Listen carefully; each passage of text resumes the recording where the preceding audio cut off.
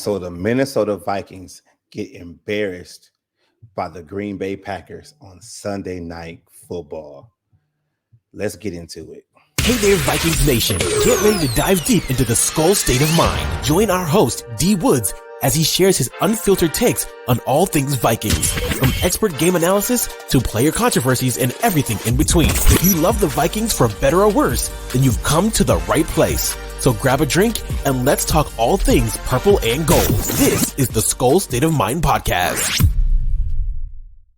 Welcome to the Skol State of Mind Podcast. As you know, I'm your host, D. Woods.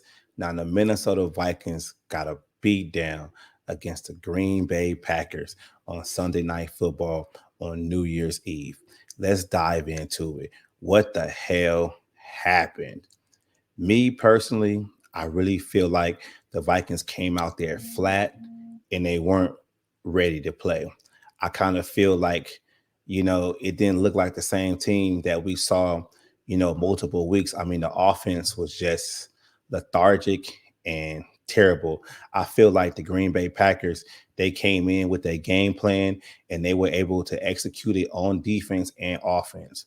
I mean, we had a couple of flashes on special teams, but it didn't really, help us enough because we were already down, too many touchdowns in this game for that shit to actually make a difference. But I'm just a little disappointed. I kind of felt like the Vikings, if they were going to win this game, they had the opportunity to go into Detroit, considering that Detroit couldn't move up in the standings or move down in the standings. So basically I was, I'm excited, like, okay, maybe we can get in the playoffs. And just like I told you guys before, like, I really wanted the Vikings to get in the playoffs, because I wanted to build that winning type culture. Like, hey, we're used to going to the playoffs. We go to the playoffs every year.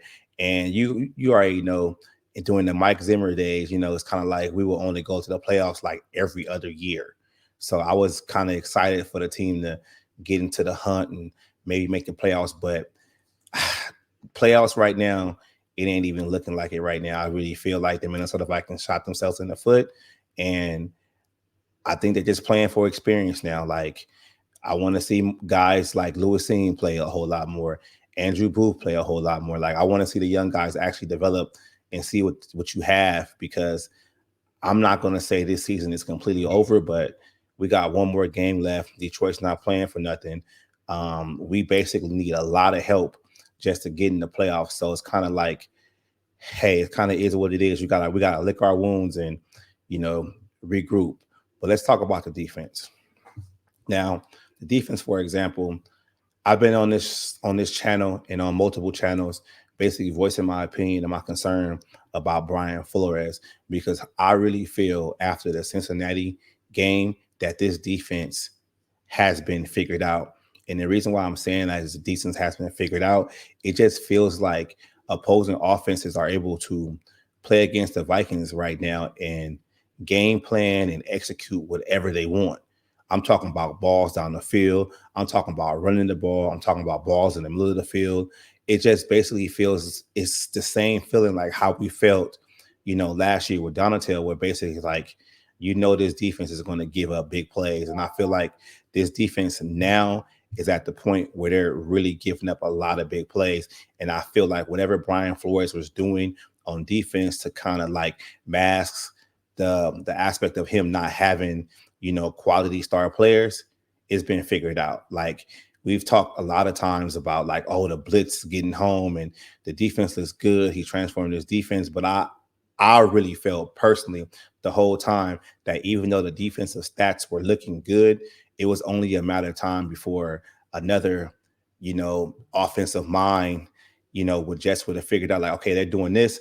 This is what I'm going to do. And I think we saw that in Cincinnati. Detroit came in here, did the same thing.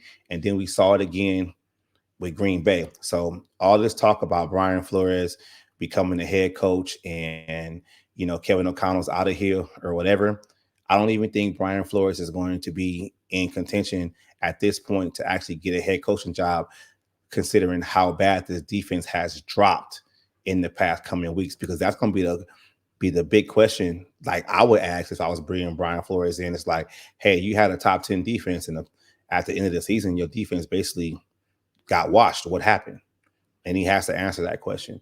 But I'm going to drop more videos about Brian Flores' defense and go into depth a little bit about what I think is happening on defense. So let's talk about the offense a little bit. Let's talk about Jaren Hall and Nick Mullins. I mean, we all wanted to see what we had in Jaren Hall, and we got that. Like, we got that.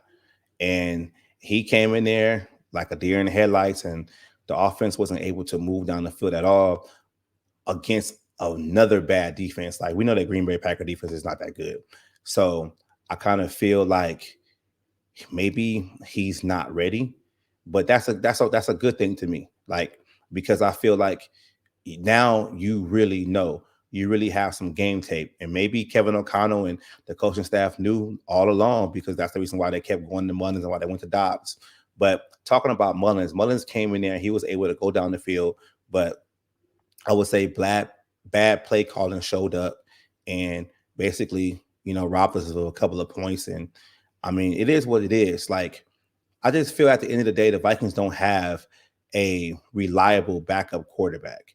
And we got to stop trying to prop up these 4th round draft picks, 5th round draft picks, journeyman quarterbacks, who has never succeeded in the league. And we're actually propping them up thinking they're going to be our savior. The thing about Jaren Hall is that I understand, being a Minnesota Viking fan, when you draft a quarterback, we want to draft our guy. We want to give our guy every chance to succeed, because the last time we had a guy that we really got behind and wanted to succeed was Teddy Bridgewater. So I'm not saying that Jaren Hall is in the Teddy Bridgewater realm, but I'm saying is like that's one of the reasons why we rally around quarterbacks that were drafted by the Minnesota Vikings. Now let's talk about Kevin O'Connell for a minute, man. Kevin O'Connell. I mean, I'm going to make a video going in depth about what I feel is going to happen with this coaching staff going forward on for next season.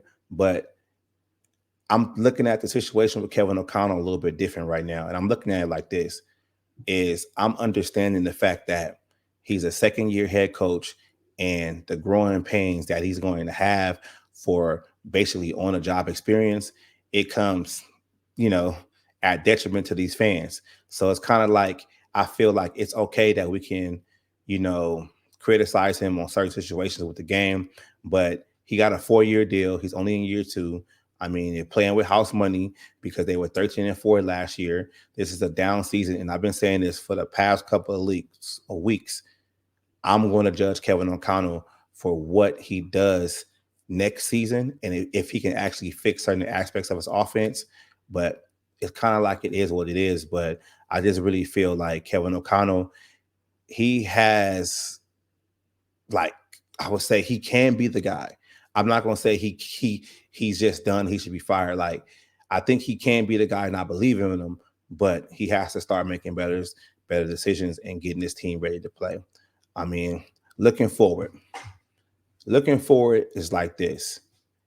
If the Minnesota Vikings would have won this game because of Green Bay Packers, they would have been actually playing for something going into the Detroit game, which is the season finale. I mean, Detroit's probably not going to be playing for anything else but bragging rights, trying to sweep, their division opponent. I get that, but they're not going to be able to move up or down the standings. So they're kind of like stuck in the spot that they are right now, going towards the playoffs. And I just feel like, I mean, at the end of the day, it's like, what do you do? Like, are the Minnesota Vikings going to go try to win this game and see if they can back their way in the playoffs? It's like, we don't know.